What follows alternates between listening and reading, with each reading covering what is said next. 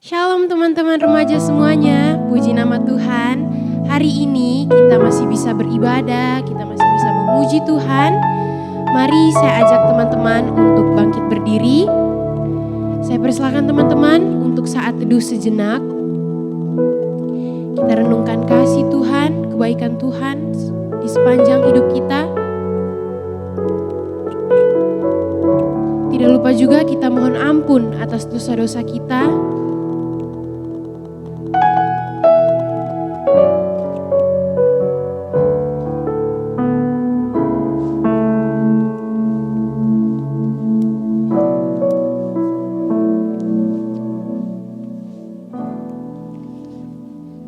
Teman-teman yang dikasihi oleh Tuhan, biarlah ibadah kita hari ini boleh jadi dan dikuduskan dengan satu pengakuan bahwa pertolongan kita adalah dari Tuhan yang menciptakan langit dan bumi. Turunlah atas kita sekalian kasih karunia dan damai sejahtera dari Allah Bapa dan dari Tuhan Yesus Kristus. Amin. Ya teman-teman, saya persilakan untuk duduk kembali. Mari sama-sama kita angkat pujian ini. Waymaker.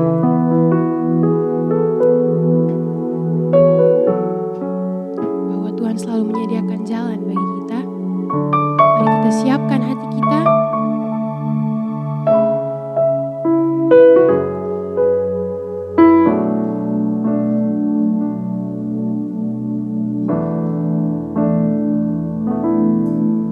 You are here, moving in our midst. I worship you. I worship you. You are here, working in this place. I worship you. I worship you. You are here, moving in our midst. I worship you.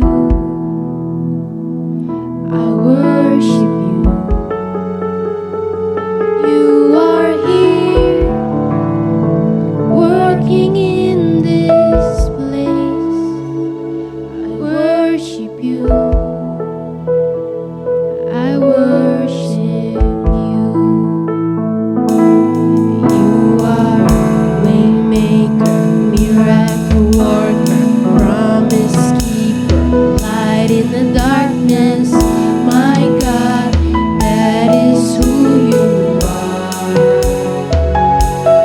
You are waymaker, miracle worker, promise keeper, light in the darkness. My God, that is who you are. You are here, touching every heart. I worship you. I worship you. You are here, healing every heart. I worship you. I worship you. You are here, turning lives around. I worship you.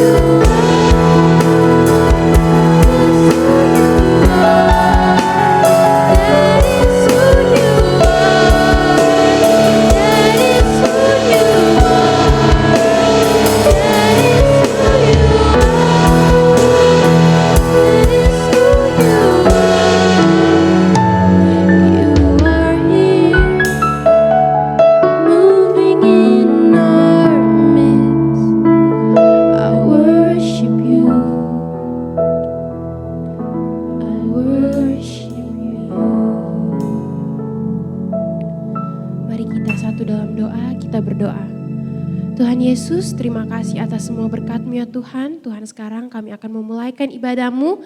Berkati ibadah ini dari awal, pertengahan hingga pada akhirnya. Berkati kami agar kami dapat fokus memuji dan memuliakan nama-Mu. Terima kasih Tuhan Yesus, ampuni dosa-dosa kami hanya di dalam nama-Mu. Kami berdoa dan mengucap syukur. Haleluya, amin.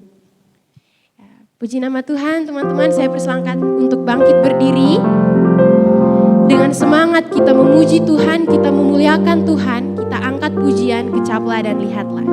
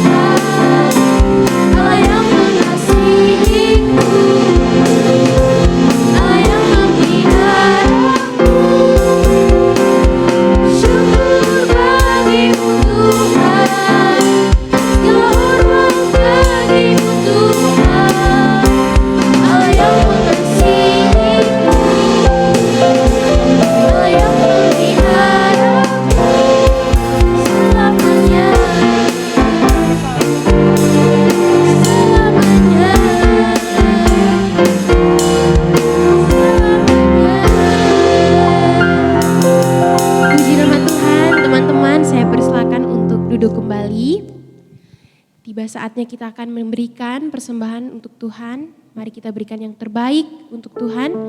Tapi sebelum itu mari kita satu dalam doa, kita berdoa. Tuhan Yesus, terima kasih atas semua berkat-Mu ya Tuhan. Tuhan, sekarang kami mau memberikan persembahan.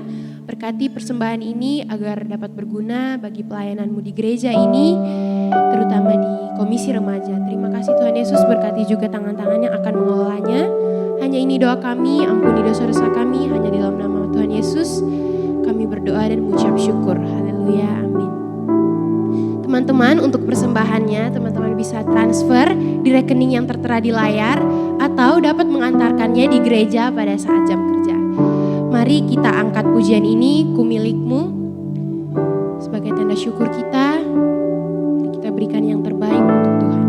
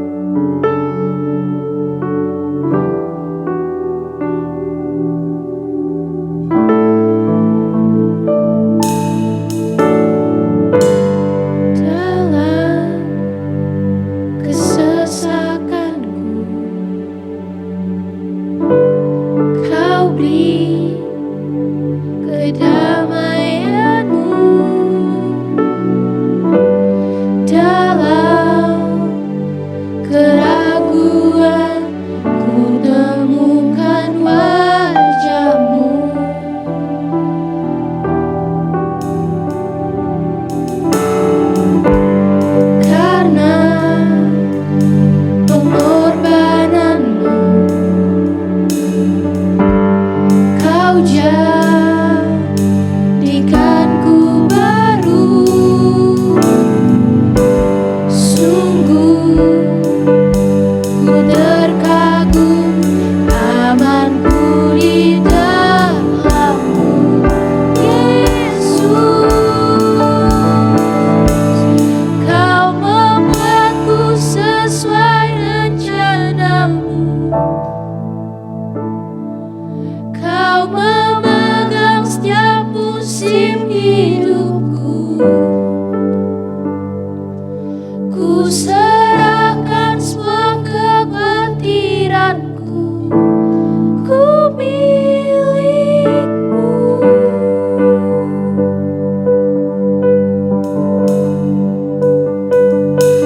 Semua kekuranganku Kau pun tahu, tetap Kau pandang indah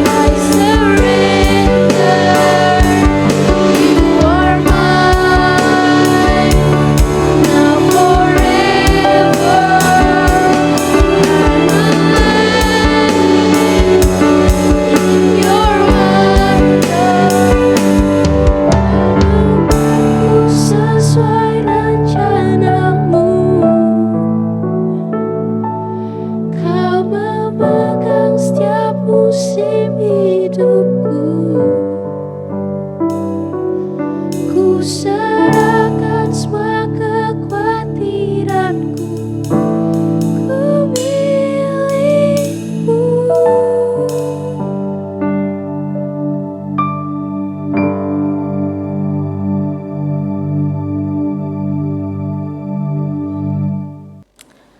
Shalom teman-teman, selamat hari Minggu buat kita semua. Teman-teman, saat ini kita akan sama-sama belajar kebenaran firman Tuhan. Namun sebelum itu, yuk sama-sama kita tundukkan kepala, kita berdoa. Bapa di dalam sorga, terima kasih untuk kesempatan kami boleh sama-sama beribadah kepada Tuhan. Dan saat ini kami akan sama-sama belajar dari kebenaran firman Tuhan. Mohon Roh Kudus Tuhan boleh mengurapi setiap kami untuk kami boleh paham dengan isi firman Tuhan. Terlebih Roh Kudus Tuhan boleh memampukan kami untuk kami boleh melakukannya di dalam kehidupan kami. Terima kasih Tuhan, kami serahkan waktu ini ke dalam tangan Tuhan. Di dalam nama Tuhan Yesus kami telah mengucap syukur dan juga berdoa. Amin. Teman-teman, gimana kabarnya hari ini? Sehat? Sehat ya, puji Tuhan. Semua masih dalam keadaan sehat, puji Tuhan. Kita masih diberi kesempatan untuk beribadah sama Tuhan, diberi kesempatan untuk belajar firman Tuhan. Jadi mari gunakan waktu ini sebaik mungkin supaya kita bisa paham isi firman Tuhan dan kita bisa melakukannya dalam kehidupan kita ya. Oke teman-teman. Sekarang yuk sama-sama kita buka Alkitab kita. Kita akan belajar dari kebenaran firman Tuhan dalam salah satu kitab di Perjanjian Baru, yaitu kitab Roma. Teman-teman buka Alkitabnya ya. Alkitab ya, segala macam jenis Alkitab. Mari kita buka, kita baca ayat pertama sampai dengan ayatnya yang ke-11.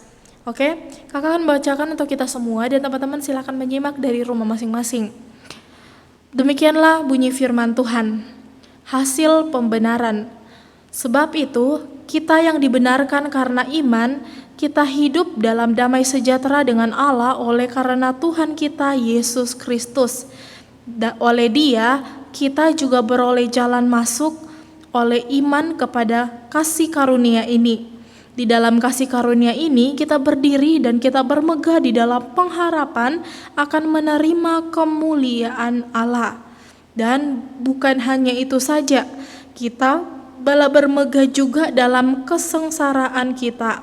Karena itu kita tahu bahwa kesengsaraan itu menimbulkan ketekunan, dan ketekunan menimbulkan tahan uji, dan tahan uji menimbulkan pengharapan, dan pengharapan tidak mengecewakan. Karena kasih Allah telah dicurahkan di dalam hati kita oleh Roh Kudus yang telah dikaruniakan kepada kita.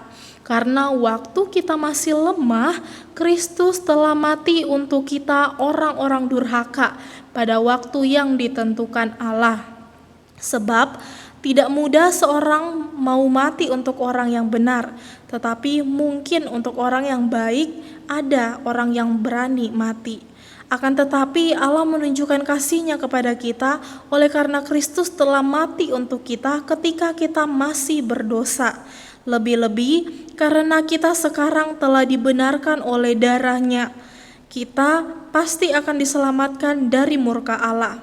Sebab jikalau kita ketika masih seteru diperdamaikan dengan Allah oleh kematian anaknya, lebih-lebih kita yang sekarang telah diperdamaikan pasti akan diselamatkan oleh hidupnya.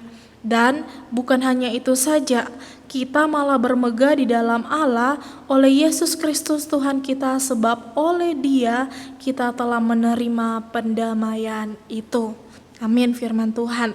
Teman-teman yang terkasih, hari ini tema kita di dalam minggu ini adalah Peace in Divinity, kedamaian di dalam kekudusan atau pengudusan. Nah teman-teman, kalau misalnya teman-teman ini lagi stres, lagi banyak pikiran, lagi banyak masalah, lagi banyak tekanan, pokoknya lagi banyak masalah lah begitu. Nah, apakah teman-teman di saat seperti itu, apakah teman-teman membutuhkan sebuah hati yang tenang? Apakah teman-teman membutuhkan sebuah pikiran yang tenang, tidak kacau, sebuah hati yang damai? Tentu ya teman-teman, setiap orang ketika dia di dalam masalah, ketika dia capek memikirkan semua masalahnya, dia rindu ada sebuah kedamaian di dalam hatinya. Nah, teman-teman, ketika kita membutuhkan hati yang damai itu, maka kita bisa belajar dari kebenaran firman Tuhan hari ini. Bagaimana caranya supaya kita bisa menemukan kedamaian di dalam hati kita? Bacaan yang tadi kita baca merupakan jawabannya. Nah, teman-teman, mari kita pelajari bersama-sama tentang firman Tuhan ini. Roma 5 ayat 1-2 itu mencatat bahwa setiap anak-anak Tuhan itu dibenarkan hanya oleh karena iman. Hanya oleh karena iman, dan oleh iman itulah kita bisa hidup di dalam damai sejahtera dengan Allah melalui pengorbanan yang dilakukan oleh anaknya Yesus Kristus. Di mana oleh karena pengorbanan yang dilakukan oleh Yesus Kristus itu kita mendapatkan sebuah kasih karunia, dan kasih karunia itu membuat kita hidup di dalam sebuah pengharapan. Nah, tidak hanya itu teman-teman, di dalam ayat 3 sampai ayat 5 dikatakan bahwa ketika kita hidup di dalam pengharapan, maka kesengsaraan yang kita alami itu tidak akan bisa membuat kita sampai hopeless, sampai putus asa, sampai benar-benar merasa bahwa kita banyak sekali masalah kita tidak berguna dan lain sebagainya. Ketika kita percaya kepada Kristus, ketika kita menerima damai yang daripada Kristus, ketika kita memiliki masalah, maka kita tidak akan berespon seperti itu teman-teman. Kita nggak akan pusing sampai sepusing-pusingnya, sampai stres sampai stres-stresnya gitu ya, nggak akan seperti itu.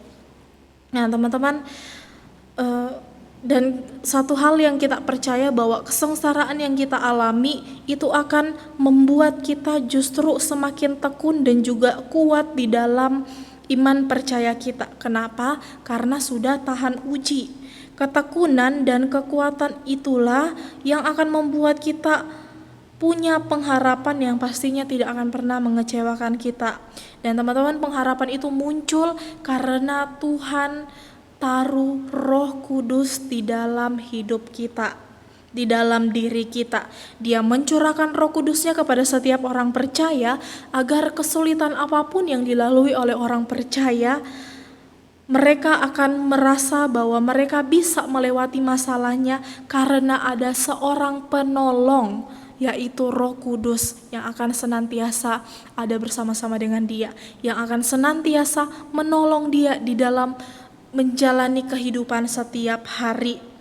Teman-teman, tetapi ingatlah bahwa ketika teman-teman menemukan kedamaian itu bukanlah sesuatu yang tidak serta-merta kita dapatkan begitu saja.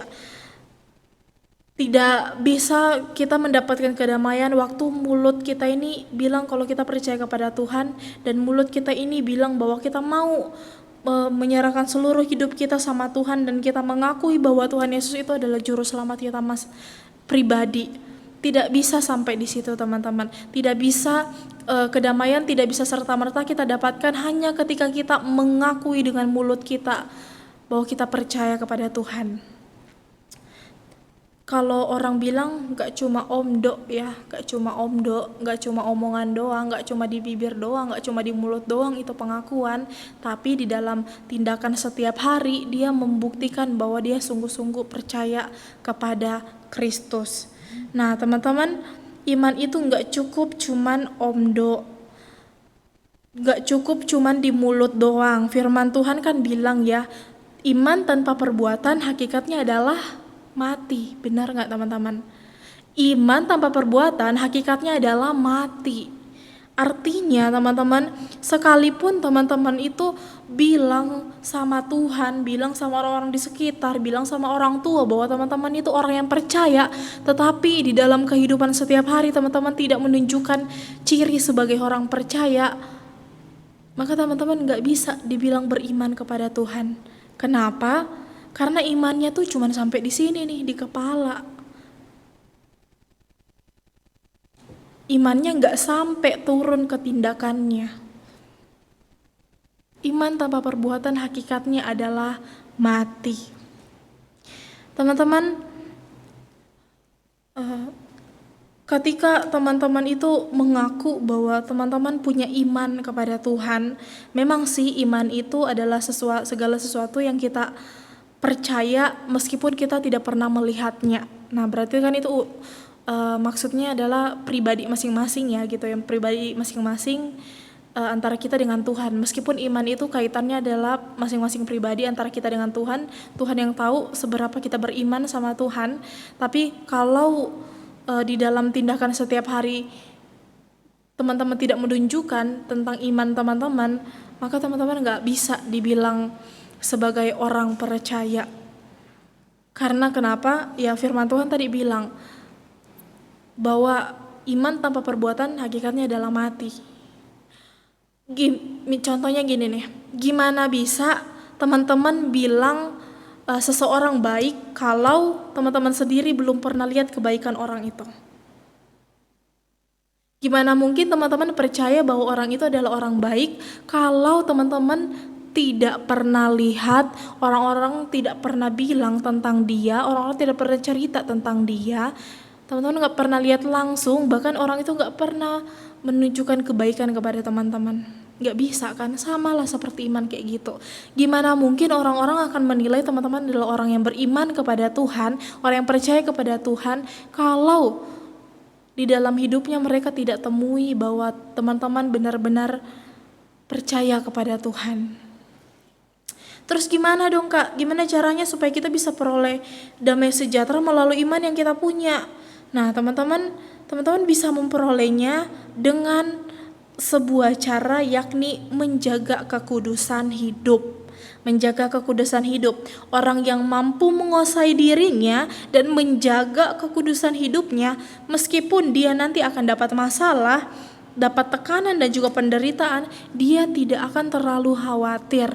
Nah, ini perlu digarisbawahi ya, dia tidak akan terlalu khawatir. Kenapa saya bilang seperti itu? Karena khawatir itu adalah sebuah perasaan yang sifatnya itu respon gitu ya, responsional begitu. Terjadi secara respon saja ketika orang dalam masalah, ketika orang dalam keadaan terhimpit, wajarlah kalau dia merasa khawatir. Bahkan orang percaya pun bisa mengalami itu. Orang percaya bisa mengalami cemas, mengalami takut, tetapi orang yang percaya tidak akan terlalu bereaksi berlebihan terhadap rasa takut itu, terhadap rasa cemas itu, dan kepada rasa khawatir itu. Nah, teman-teman, tapi bagi mereka orang yang punya iman di dalam Kristus dan mampu menjaga kekudusan hidupnya di hadapan Kristus, tidak akan berespon berlebihan terhadap perasaan yang seperti tadi. Memang di satu sisi dia akan mengalami perasaan takut, kecewa, sakit hati, khawatir begitu ya, cemas dan lain sebagainya. Tetapi di sisi lain ketika dia mengalami itu, dia punya sebuah pengharapan yang di dalam dirinya, di mana dia percaya bahwa perasaan itu pasti akan berlalu. Perasaan itu pasti tidak akan selamanya dia rasakan. Penderitaan itu, kesusahan itu, masalah itu tidak akan selamanya dia hadapi. Itulah orang-orang yang mengaku bahwa dia beriman kepada Kristus dan menunjukkan kekudusan hidupnya di hadapan Kristus. Roh Kudus yang ada di dalam diri mereka akan mampu membuat atau memberikan sebuah kedamaian di dalam hati mereka, dan akhirnya dengan hati yang damai itu mereka bisa berpikir jernih untuk menemukan jalan keluar. Nah, untuk itulah kenapa kakak bilang bahwa mereka tidak akan berespon berlebihan terhadap rasa khawatir, takut, dan juga cemas. Nah, teman-teman, peran Roh Kudus di dalam hal ini itu menjadi sesuatu yang penting, teman-teman. Kenapa? Karena Roh Kudus akan tetap ada di dalam diri kita hanya jika kita masih mau mendengar dan taat kepadanya.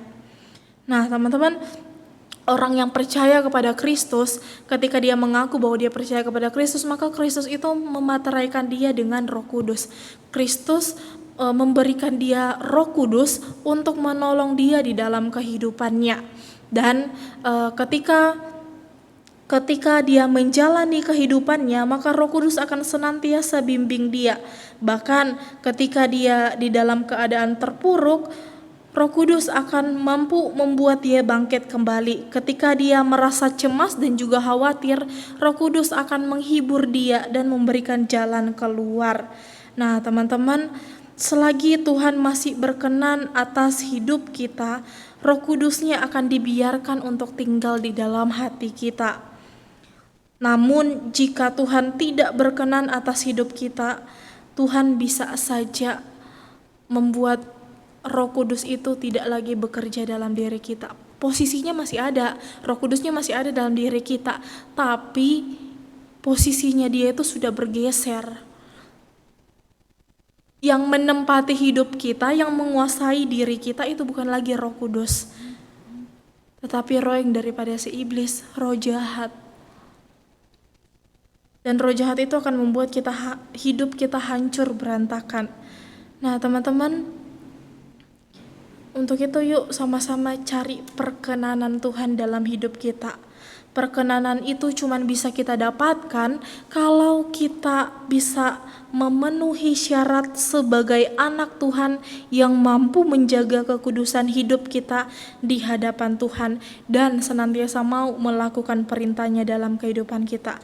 Teman-teman, kalau teman-teman baca satu kisah di dalam kitab PL di 1 Samuel 16 ayat 14-23, itu adalah kisah di mana waktu itu Raja Saul hidupnya itu sudah tidak lagi berkenan kepada Allah. Roh Kudus yang seharusnya ada bersama-sama dengan dia di dalam kehidupannya yang Tuhan taruh, ternyata posisinya sudah digeser oleh roh jahat, dan roh jahat itu menguasai hidupnya, selalu mengganggu kehidupannya, sampai akhirnya dia menyuruh prajuritnya supaya mencari orang yang bisa membuat dia damai. Dan saat itu dicarilah orang yang bisa mainkan alat musik dengan merdu. Dan waktu itu ternyata yang dicari itu orang yang tepat untuk yang bisa memainkan itu adalah Daud. Ya teman-teman, Daud. Kemudian Daud dipanggil, Daud memainkan kecapinya. Ya mungkin lagu yang dimainkan lagu rohani kali ya teman-teman, makanya Roh Kudusnya ketika mendengar suara kecapi itu roh jahat itu ketika mendengar suara kecapi itu dia pergi daripada Saul. Tetapi ketika Daud berhenti memainkannya, tetap saja teman-teman roh jahat itu akan kembali lagi ke dalam diri Saul dan menguasai hidup Saul. Nah teman-teman mau kayak gitu? Teman-teman mau ketika hidup teman-teman sudah tidak lagi berkenan di hadapan Tuhan, dan akhirnya ada roh jahat yang datang dan akhirnya menguasai hidup teman-teman, membuat hidup teman-teman gak nyaman, gak ada damai sejahtera di dalam hidup teman-teman. Nah itulah teman-teman kenapa pentingnya buat kita bisa mengejar atau berusaha semaksimal mungkin supaya kita bisa menjaga kekudusan hidup kita, supaya Roh Kudus yang Tuhan taruh itu akan menguasai hidup dan pikiran kita, dan Roh Kudus itu akan senantiasa bekerja di dalam kehidupan kita. Kenapa? Karena Roh Kudus itulah yang akan memberikan damai sejahtera di dalam hidup kita sekalipun hidup kita ada di dalam kesulitan. Roh Kudus itulah yang akan menolong dan juga menghibur kita setiap kali kita ada di dalam masalah. Nah, untuk itu teman-teman, nih buat teman-teman yang masih suka ngelakuin dosa, masih suka pacaran beda agama, masih suka pacaran di luar batas kewajaran, masih buat teman-teman yang masih suka bohong sama orang tua, masih suka membantah sama orang tua, masih suka melawan sama orang tua, masih suka ngerumpiin temennya begitu ya, masih suka cari-cari alasan untuk nggak ikut ibadah atau nggak ikut pelayanan, masih suka nonton konten ataupun video yang berbau pornografi, masih suka ngomong kasar, masih suka ngehina orang lain, masih suka buang-buang duit orang tua. Pokoknya masih suka ngelakuin semua hal yang Tuhan gak suka, ngelakuin semua hal yang dimana Tuhan benci hal itu. Buat teman-teman yang masih suka hidup di dalam dosa, yuk tobat. tobat, minta ampun sama Tuhan, minta supaya Tuhan melepaskan kita dari dosa-dosa itu, supaya roh jahat itu tidak menguasai hidup kita. Dan Roh Kudus itu tetap bertahta di dalam hati dan pikiran kita, supaya sumber damai sejahtera itu terus ada dan mengalir dalam hidup kita. Supaya ketika kita sedang di dalam masalah, kita nggak hopeless, kita nggak putus asa. Kenapa? Karena kita punya pengharapan di dalam Kristus, dan Roh Kudus itu yang akan ingatkan kita tentang hal itu. Yuk teman-teman, kita sama-sama cari damai di dalam Tuhan. Karena damai yang sesungguhnya akan benar-benar kita rasain kalau relasi kita sama Tuhan itu dekat. Kalau relasi kita sama Tuhan itu intim. Dan kalau relasi kita sama Tuhan itu baik adanya. Kalau sudah seperti itu, maka Tuhan pastilah akan bantu kita kok. Dia akan memampukan kita supaya kita bisa menjaga kekudusan hidup kita, supaya kita bisa terus menjalani kehidupan kita tanpa terus-menerus jatuh di dalam dosa. Kedamaian di dalam kekudusan itulah yang Tuhan inginkan kita temui di dalam relasi kita dengan Tuhan. Jaga relasi kita dengan Tuhan, jaga kekudusan hidup kita, maka damai sejahtera itu tidak akan hilang dari diri kita. Amin ya teman-teman. Mari kita berdoa. Bapa di dalam surga, terima kasih Tuhan untuk kesempatan di sore hari ini kami boleh sama-sama belajar firman Tuhan. Biarlah Tuhan di dalam firman Tuhan yang baru saja kami dengarkan, Tuhan boleh menegur kami akan dosa-dosa kami, sehingga kami boleh memperbaiki kehidupan kami, dan kami boleh menjaga kekudusan hidup kami, kembali mencari perkenanan Tuhan atas hidup kami. Tuhan tolong anak-anak Tuhan untuk boleh setia di dalam melakukan firman Tuhan di dalam kehidupan mereka setiap hari.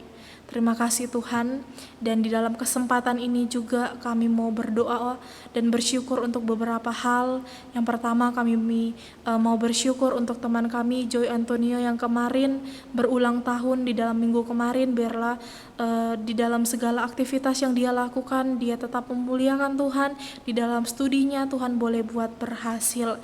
Dan kami juga mengucap syukur untuk beberapa teman kami yang di dalam beberapa waktu yang lalu sempat mengalami sakit, namun sekarang Tuhan boleh pulihkan mereka, Tuhan pulihkan kesehatan mereka. Terima kasih untuk hal itu Tuhan. Dan saat ini juga Tuhan, kami terus berdoa bagi teman-teman kami yang di dalam pergumulan mereka masing-masing. Tuhan yang mengetahui apa yang menjadi sakit penyakit mereka, apa yang menjadi pergumulan mereka, apa yang menjadi kesusahan mereka, dan apa yang menjadi penderitaan mereka. Tuhan yang mengenal hati mereka, Tuhan yang tahu. Dan kami percaya ketika kami bersehati untuk berdoa bagi mereka yang sedang di dalam pergumulan, Tuhan akan menolong mereka dan memberkati mereka, menolong mereka supaya mereka bisa menemukan jalan keluar, jalan yang terbaik yang daripada Tuhan. Tuhan, kami juga tidak lupa terus berdoa bagi kerinduan dari masing-masing kami untuk beribadah secara offline. Kami rindu, kami tidak lagi ibadah secara online, tetapi kami boleh ibadah onsite di dalam gedung gereja. Kami merindukan hal itu Tuhan, dan kami mau serahkan untuk kerinduan ini kepada Tuhan. Biarlah Tuhan yang beracara, biarlah Tuhan yang menentukan waktunya kapan untuk kami bisa kembali melaksanakan ibadah secara offline.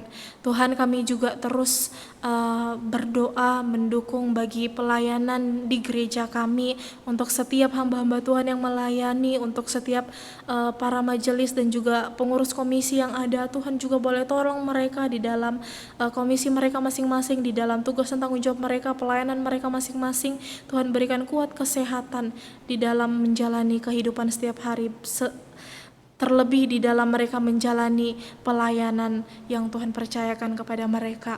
Terima kasih Tuhan, dan kami juga mau menyerahkan seluruh hidup kami hari ini, di sisa hari ini, bahkan sampai peristirahatan kami nanti.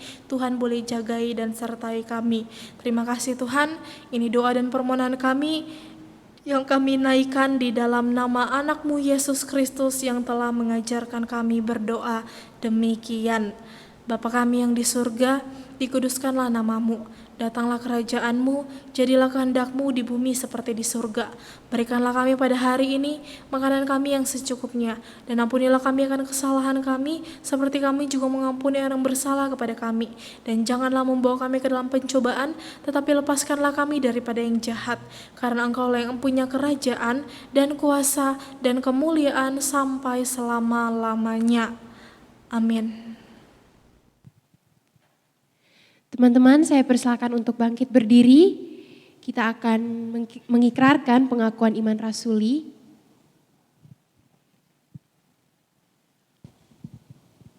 Aku percaya kepada Allah, Bapa yang Maha Kuasa, Khalik langit dan bumi, dan kepada Yesus Kristus, Anaknya yang tunggal Tuhan kita, yang dikandung daripada Roh Kudus, lahir dari anak darah Maria, yang menderita sengsara di bawah pemerintahan Pontius Pilatus, disalibkan, mati dan dikuburkan, turun ke dalam kerajaan maut, pada hari yang ketiga bangkit pula dari antara orang mati, naik ke surga, duduk di sebelah kanan Allah, Bapa yang Maha Kuasa, dan dari sana Ia akan datang untuk menghakimi orang hidup dan yang mati.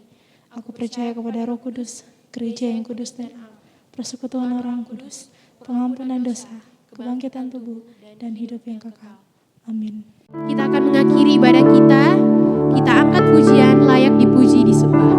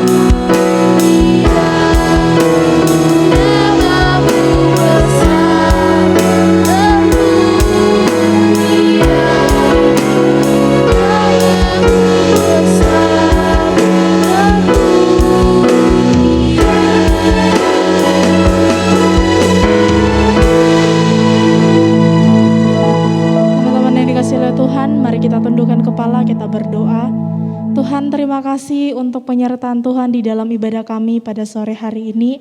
Terima kasih karena Tuhan boleh berkenan untuk boleh memberkati ibadah kami. Dan saat ini Tuhan, kami akan kembali kepada aktivitas kami di sisa hari ini. Mari Tuhan terus menolong dan memberkati kami. Teman-teman yang dikasihi oleh Tuhan, mari arahkan hati dan pikiran kita dan terima berkat yang daripadanya. Tuhan memberkati engkau dan melindungi engkau. Tuhan menyinari engkau dengan wajah-Nya dan memberi engkau kasih karunia. Tuhan menghadapkan wajah-Nya kepadamu dan memberi engkau damai sejahtera saat ini bahkan sampai selama-lamanya. Amin. Amin.